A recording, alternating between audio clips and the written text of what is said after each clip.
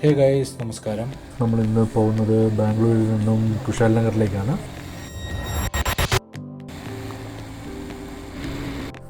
നമ്മളിന്ന് പോകുന്നത് nice road, പിന്നെ ബാംഗ്ലൂരു മൈസൂർ എക്സ്പ്രസ് വേ. അവിടുന്ന് മൈസൂർ എത്തിയതിന് ശേഷം നമ്മൾ കുശാൽ നഗറിലേക്കുള്ള ഡൈവേർഷൻ എടുക്കും. ഓടുന്നതന്നെ ഭാഗ്യം.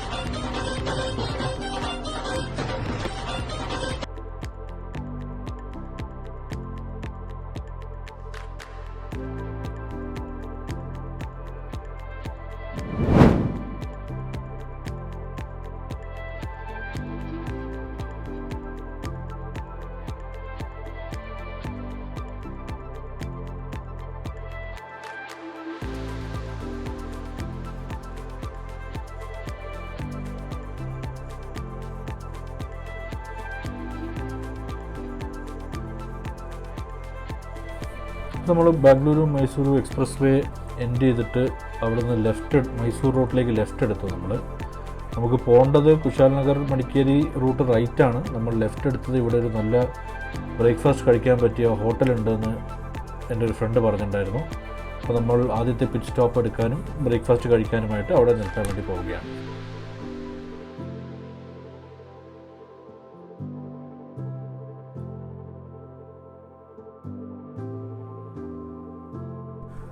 ഹരിഗോവിന്ദാസ് പറഞ്ഞ പ്യുവർ വെജ് ഹോട്ടലാണ്.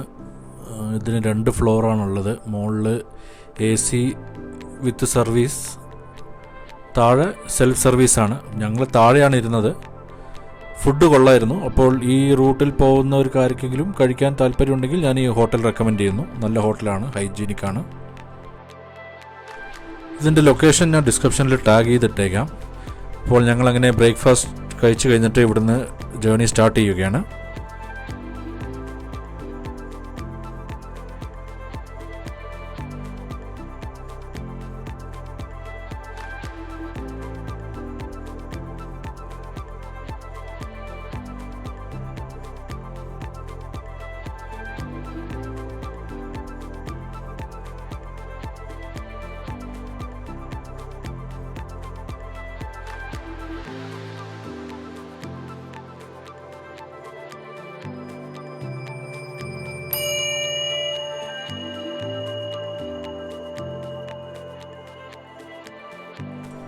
നമ്മളിപ്പോൾ ഉള്ളത് കർണാടകയിലെ ബൈലക്കുപ്പ എന്ന സ്ഥലത്താണ്.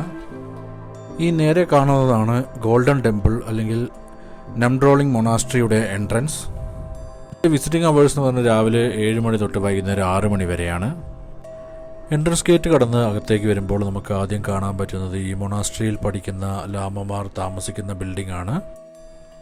ടിബറ്റൻ ബുദ്ധമതക്കാരോടുള്ള ചൈനയുടെ കടന്നുകയറ്റം സഹിക്കവയ്യാതെയാണ് 1959 ദലൈലാമയും അനുയായികളും ഇന്ത്യയിലേക്ക് വന്നത് എന്ന് പറയപ്പെടുന്നത്.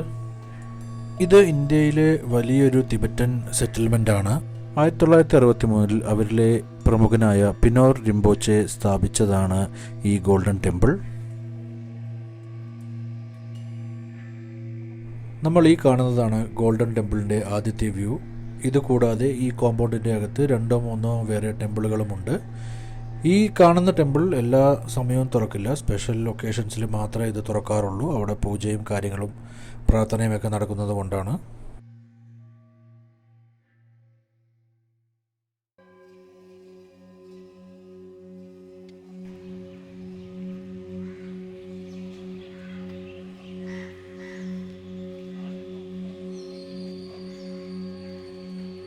ഈ നേരെ കാണുന്നതാണ് ഇവിടുത്തെ മെയിൻ ടെമ്പിൾ. ഏറ്റവും വലിയ ടെമ്പിളും ഇത് തന്നെയാണ്. ഇവിടെയാണ് പ്രാർത്ഥനകളും മറ്റും നടക്കുന്നത്. അമ്പലത്തിൻ്റെ അകത്തേക്ക് കയറുമ്പോൾ നമ്മൾ ഷൂവും സോക്സും ചപ്പലും പുറത്ത് അഴിച്ചു വെക്കേണ്ടതാണ്.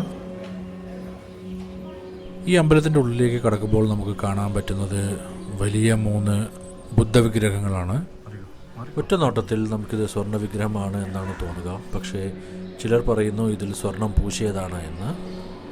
ഇതിൽ നടുക്കിരിക്കുന്നത് ശ്രീബുദ്ധനും 2 സൈഡിലുമായിട്ട് പത്മസാംബവയും അമിത്തേസുമാണ്. ഈ ടെമ്പിളിൻ്റെ പുറത്തായിട്ട് നമുക്ക് ചെറിയൊരു ഗാർഡനും ഫൗണ്ടനുമൊക്കെ കാണാം. ഇവിടുത്തെ ഓരോ ടെമ്പിളും അതിൻ്റെ കാഴ്ചകളും എല്ലാം വേറിട്ടതാണ്. ഈ അടുത്ത ടെമ്പിളിൻ്റെ അകത്തേക്ക് വരുമ്പോൾ നമുക്ക് കുറേ ചെറിയ ചെറിയ ബുദ്ധവിഗ്രഹങ്ങൾ കാണാം. പിന്നെ നടുവിലായിട്ടൊരു സ്തൂപവും കാണാം.